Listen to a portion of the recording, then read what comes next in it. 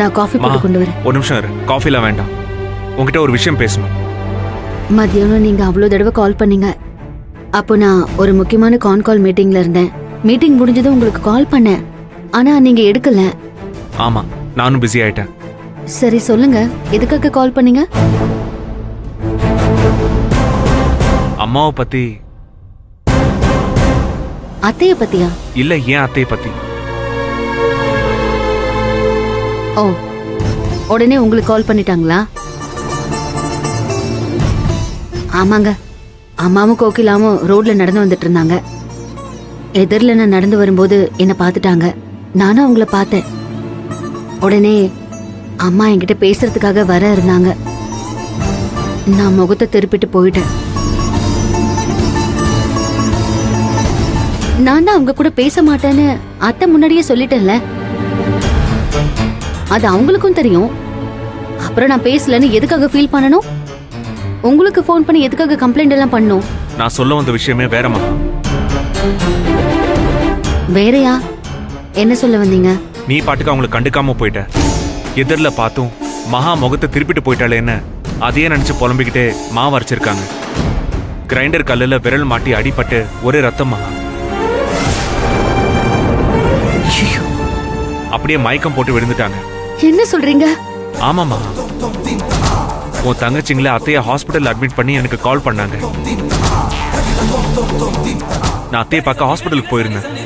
இப்ப அம்மாவுக்கு எப்படி இருக்கு? விரலுக்கு கட்டு போட்டு காயம் ஆறதுக்கு மெடிசன்லாம் கொடுத்துருக்காங்க. நான் டாக்டரை பார்த்து பேசிட்டு அவங்கள டிஸ்சார்ஜ் பண்ணி வீட்டுக்கு அனுப்பிட்டு தான் கிளம்புனேன். டாக்டர் என்ன சொன்னாங்க? பிரஷர் அதிகமா இருக்கு, மன அழுத்தத்துல இருக்காங்க, இப்படியே விட்டா ஸ்ட்ரோக் கூட வரலான்னு சொன்னாங்க. நான் அம்மாவை பார்த்தும் பேசாம முகத்தை திருப்பிட்டு வந்துட்டோமேனு எனக்கும் ஆபீஸ்ல வேலையும் ஓடல. அம்மா நினைப்பிலேயே இருந்துட்டேங்க. சாப்பிட கூட முடியல. இப்ப நீங்க சொல்லும் போதுதான் ஏன்னு எனக்கு புரியுது. அதுக்கப்புறம் தான் நீங்க எனக்கு கால் பண்ணிருக்கீங்க. அப்பதான் நான் மீட்டிங் கால்ல இருந்தேன்.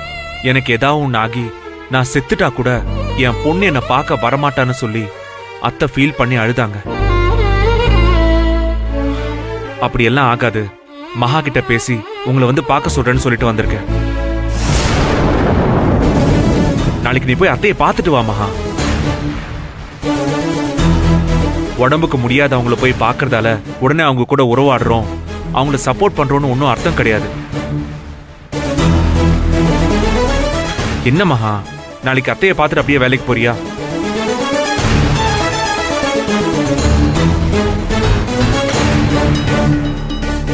ஏன் எதுவும் சொல்ல மாட்டேங்கிற? அவங்கள நீ உன் அம்மாவா கூட போய் பார்க்க வேண்டாம். நம்மளோட ஃப்ரெண்ட்ஸ் கொலீக்ஸ்க்கு ஏதாவது ஒண்ணுனா ஒரு ஃபார்மாலிட்டிக்கு விசாரிப்போம்ல, அந்த மாதிரியாவது விசாரிச்சுட்டு போயே.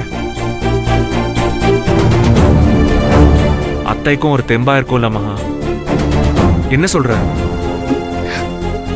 இல்லங்க, நான் போக போறதில்ல. ஏன்?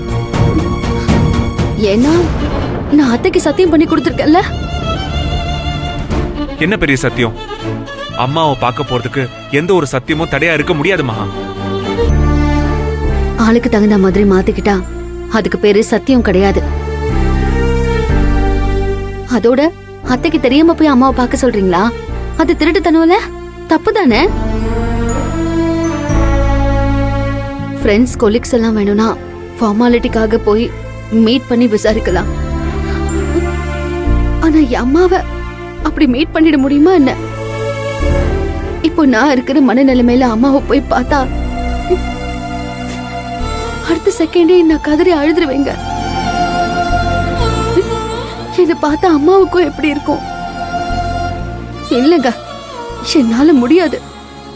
என்ன ஆனாலும் சரி, நான் போய் அம்மாவை பார்க்க மாட்டேன். இதெல்லாம் டூ மச் மகா.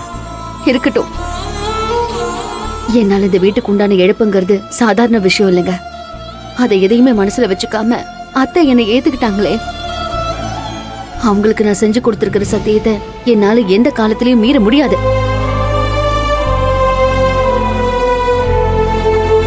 ஒரு நாள் சூழ்நிலை மாறும், அன்னைக்கு அத்தையோட மனசும் மாறும். அப்ப அவங்க அனுமதி கொடுத்தா அன்னைக்கு நான் அம்மா வீட்டுக்கு போவேன்.